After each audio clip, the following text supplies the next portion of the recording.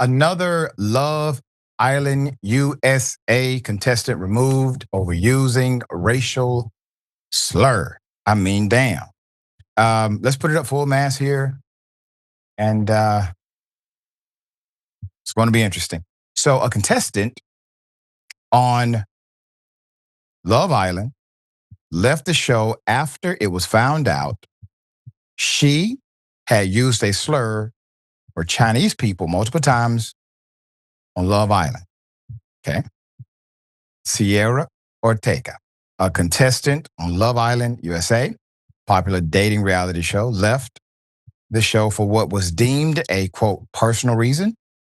It was soon found out that those reasons were that she used a slur multiple times on social media, causing fans to demand her removal.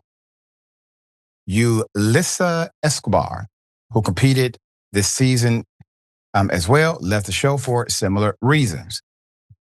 In one Instagram story reportedly from 2023 February, 25-year-old content creator from Los Angeles explained her reasoning for getting Botox and let the word slip. Quote, I can also be a little when I laugh, smile, so I love getting a mini brow lift to open up my eyes and get that snatch look, end quote. She wrote in the story, in a 2015 post from Instagram, much younger Ortega smiles on a heel in a selfie with the caption, quote, still blank even at the top. Numerous people online admitted to not knowing the word was a slur. Quote, what happened to Cierra was definitely a learning opportunity for me because I did grow up knowing that was a slur.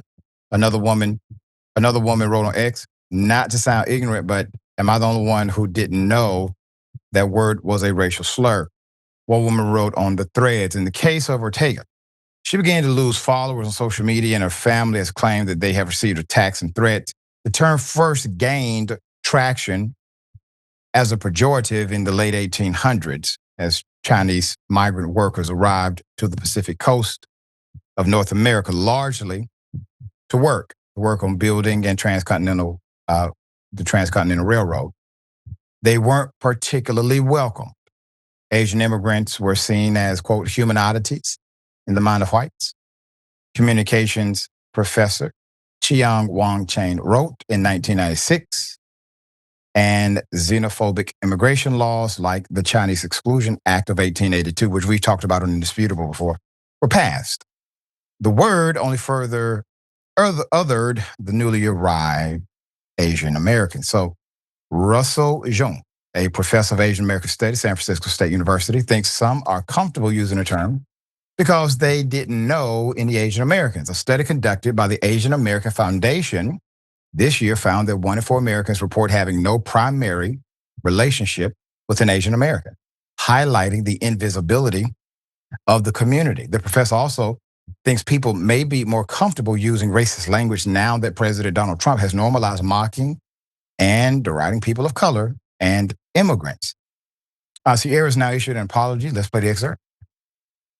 I know a lot of people have been waiting for me to speak up about the news that's come to light recently. And now that I've been back in the US for about 48 hours and I've had the chance to process, I now feel like I'm at a space where I can speak about this without being highly emotional because I am not the victim in this situation. While I was in the villa, there were some posts that resurfaced from my past where I was very naively using an incredibly offensive and derogatory term. And before I get into the details, I want to first start by addressing not just anyone that I have hurt or deeply offended, but most importantly, the entire Asian community. I am deeply, truly, honestly, so sorry. I had no idea that the word held as much pain, as much harm, and came with the history that it did, or I never would have used it. I had no ill intention when I was using it, but that's absolutely no excuse because intent doesn't excuse ignorance. It just doesn't. And social media, many are not buying the apology. Here it is. This isn't an apology video, this is an accountability video.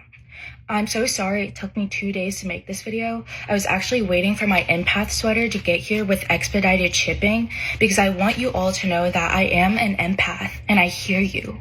These are my thoughts as an Asian woman on Cierra's apology accountability video. First of all, the slur that she used is crazy to me, that she pulled that out of her vocabulary and used it in a full sentence to describe something, and she still didn't know what it meant. Like, girl, how do you just pull that out of thin air? Second of all, the sweatshirt. I was giggling in bed this morning. What? That's just funny to me, in my opinion. Third of all, it's her voice. I just can't stand the monotone, very calculated voice that she uses. It's just like seems so fake to me.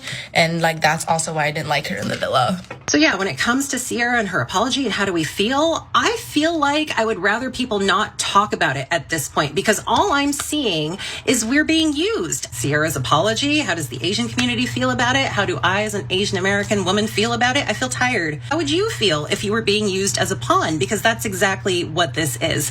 None of this passes the sniff test. Is that word very harmful? Absolutely. Is it hurtful? Absolutely. Does it make sense that it has caused this level of outrage where you are calling for her head, literally calling ICE, calling for her to be deported? All of that vitriol, we're supposed to believe that you are suddenly champions of the Asian American community. When you open any of these comment sections, 90% of the people are saying, I've never heard of this word. I didn't even know that that word was offensive. I grew up hearing this word. Meanwhile, you can see the president of the United States call things like COVID, the Kung flu, right? The China virus. And you can see people getting assaulted. Asians were assaulted. There's also a response. It reveals some disturbing background surrounding the scandal. Here it is. And then they found another post earlier of her taking a picture of her smiling like, I'm happy, still. For those who don't know, is a racial slur against the Asian community. Yes. So you have some racist leanings. And she went to Arizona State. Yeah. And she went to Arizona State where they refused to acknowledge Martin Luther King Day. So you're in a racist environment with racist best friends who've been called out for racism and are covertly trying to saddle up to the producers to be a part of a show that you're currently on, and intentionally, because you studied the show, I've heard from everybody that we have some people that we know that are slightly adjacent to her who are not our friends. They were like, no, Cierra studied the show like an op. And so you know the two pretty black girls are going to be the fan faves. So you intentionally saddle up with the two dark-skinned girls who are bad bitches because you already know the Latinas and the black girls are going to probably be the faves. You know, we talked about this with Indisputable a few months ago when I highlighted that they are hired to work on the show, on these shows. And producers, as well as individuals who work in fact-checking, et cetera, they typically will vet these social media accounts and they want conflict because the conflict, in a way, sells the programming. Anytime there's a situation like this where somebody has said something that's offensive to my community, I cannot speak for the Asian community, but I do stand with them because we are strong as a coalition. And it is not for us to say what impacts them negatively. It is for them to educate us, and they have. They always have, just as we always have. Who's listening is the issue. Things like this are typically done out of either maliciousness or ignorance. Doesn't really matter. The effect is the same. The corrective measures may be different, meaning the one who's malicious has a different corrective measure than the one who's ignorant. But the impact is the same, okay? Never allow that to leave your guidance post when it comes to these matters.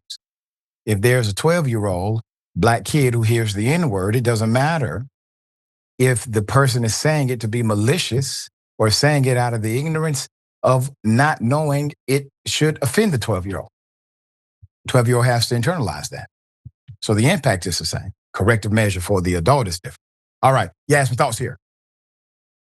Yeah, I know this was a slur, obviously, but I have heard this particular one used by people in casual conversation who really didn't realize it was a slur while they were using it. Like they were using it in a complimentary way, sometimes just like even talking about babies. But look, you live and you learn, right? I don't know this girl. I don't know if she actually is a racist. I don't feel anything about her one way or the other. I tried to watch Love Island, and for as someone who appreciates some kind of like dumb television, I couldn't get through it, right? So as for the apology, you have to take social media apology videos with a grain of salt, because they've almost become a meme unto themselves these days.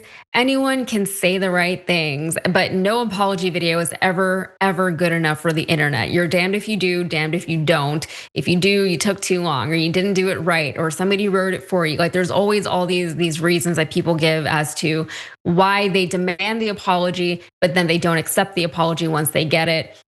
It's like a whole subset of TikTok and YouTube that has crept up, where people just criticize and pick apart apology videos. They go through all like they read all the facial expressions and all the body language and everything. So it's a whole thing.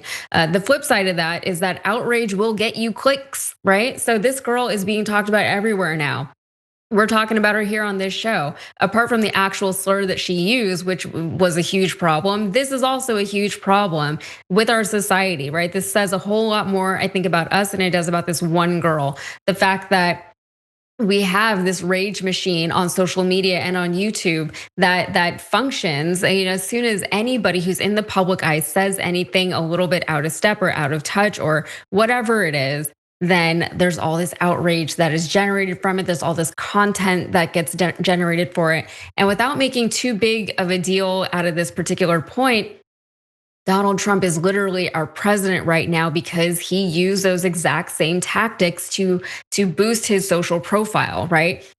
When he first started running for president in 2015, he was on Twitter all over saying inflammatory things, getting all kinds of free press, getting all kinds of people on the internet and the media to just talk about him, to put his name in headlines. He normalized people seeing his name in the headlines for things related to politics. And he did that by just tweeting really inflammatory, really mean, terrible things. And the algorithms that dictate so much of our lives these days, they reward that type of behavior. The more fringe you are, the crazier you seem, the more newsworthy you are. And those are the things that get boosted in people's feeds. And those are the things that we see. And ultimately, it kind of warps our own sense of reality. So coming back to this story now, I think overall we need to just stop idolizing people who are reality show contestants, okay? Let's stop expecting anything from them. They're just people who went on a reality show. Maybe she said what she said because she really didn't realize it was a slur, or maybe she said what she said because she knew she was gonna get a whole lot of press from it. Either way, this is where we are today. And, just stop. I don't know why anybody expects anything from people like her.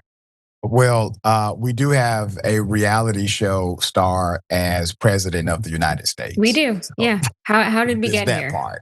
Yeah.